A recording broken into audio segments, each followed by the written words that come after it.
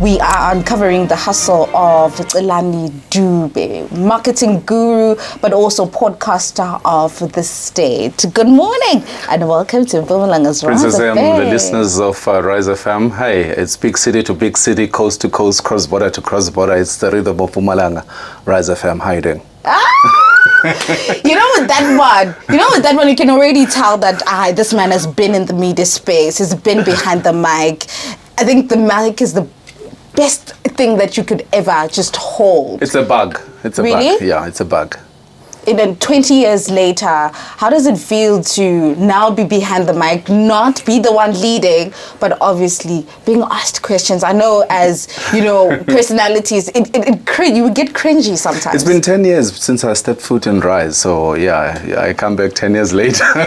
Memories and nostalgia. Yes. But nonetheless, you wear so many hats, you've worn so many hats.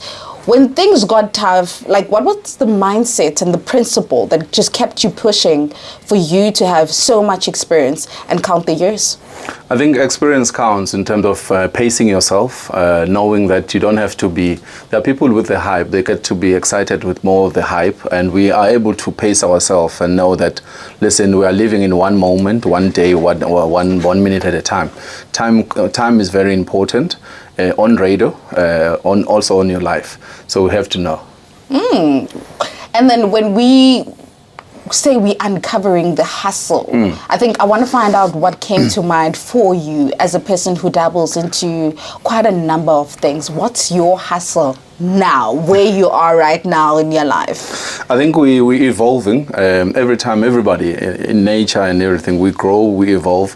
So as technology starts, and we did a show close to 8 years ago, and it was a podcast, but people didn't realize at the time. It was called the hot seat, and people thought, no, this won't work, and we ended up also for giving up and thinking, no, it's not going to work. But when we look in hindsight now, is that we said, no, podcast, it was the way to go. So let's then come back and do it. And we came back with my partner in crime, Kliff Oday, who's the executive producer of the show. And he said, listen, I have a dream. This is the dream that I have. And I think you can carry this dream through. I said, no, he goes it for me, Lasam. You know, with the rebranding or the rebirth, I'd rather love to put it that way. And what is so different with the state and, you now as this seasoned podcaster? I think I'm able to understand, we're very surgical with the guests that we are bringing to the show. We'd had this thought and we analyzed it for over 7 months before we could put it on the public. So now I'm able to bring in the experience, bringing the technical experience of the executive producers and the directors and the team. Then we are able to implement it, and it's seen on the project that we've put through, which is the state, through our guests that have come and they've lifted their hands and said, no, we see the quality, we can come when we see such quality. And then for you, now you look back and you realize that, all the hats that you've worn, all the offices that you've set into, the programs that you've led, you come through now as a seasoned personality. But also there's always someone who pours into you indirectly. There's always going to be someone who inspires you, something, someone that you look at, you're like, I'd really love to have that trait. I'm working on myself in order to acquire that trait. Who's that person, or, that kind of a podcast for you that drives you?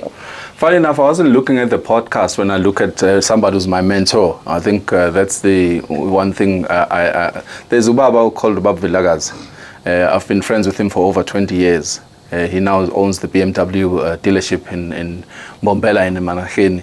And that's a person we always go to as a seasoned father to come and ask from business level and personal level. And that's the person I've looked to in terms of how he conducts himself, both professionally, family values and things like that. So I always go up to him and get some knowledge. Yesterday we were talking, he drove through KZN, and imagine he used to, I'm younger than him, like he's 20 years older than me, but when he arrives in KZN late 8 o'clock last night, it was 11 o'clock, he said, my son have arrived. That type of reporting you don't get he could have, I didn't even ask him, but he because he told me that he's going to KZN. So those things and respect and values and core are the ones that drive us.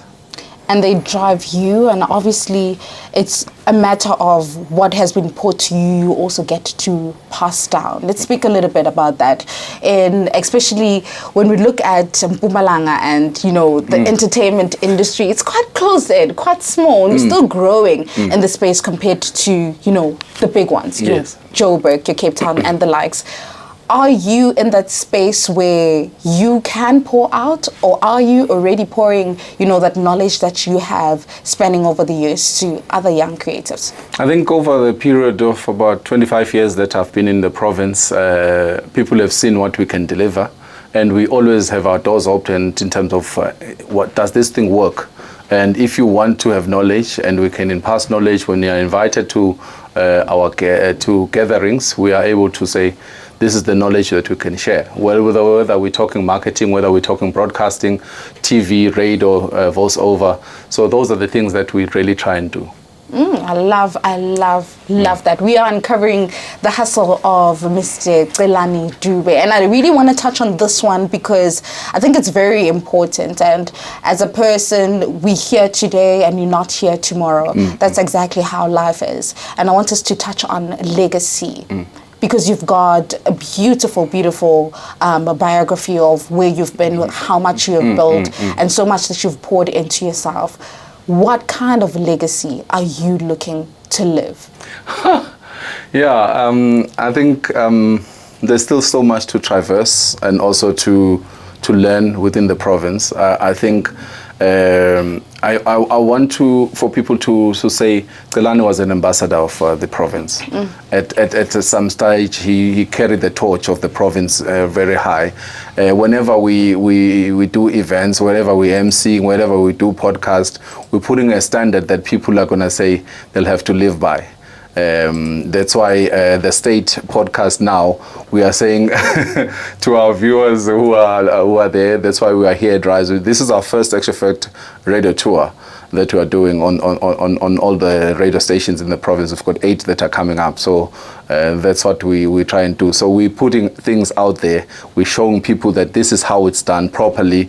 And we've seen it in other provinces. They do it. So we say in the province, this is what you're capable of doing. Yeah. As you can see, the TV queen. It's a whole production. Absolutely. It's a whole production. But nonetheless, what are your parting words to Rise FM listeners? Mpumalanga Zisha, thank you again for listening to us as the state, and definitely please go and watch, subscribe. It's MyTV network, and also follow us on all our social media network, which is the state with Celani Dube. Oh, you heard it right. You heard it right here on Mpumalanga's Rise FM. It is Celani Dube, podcaster of the state. We just uncovered his hustle, and really why we do this is because we want you to be inspired, because we are already inspired. I hope this conversation is one that will light up your torch for you to continue. Visit those dreams that have died down a bit, but also fuel you as you continue your journey. We've just uncovered the hustle. Here's Coco Jones. Here we go.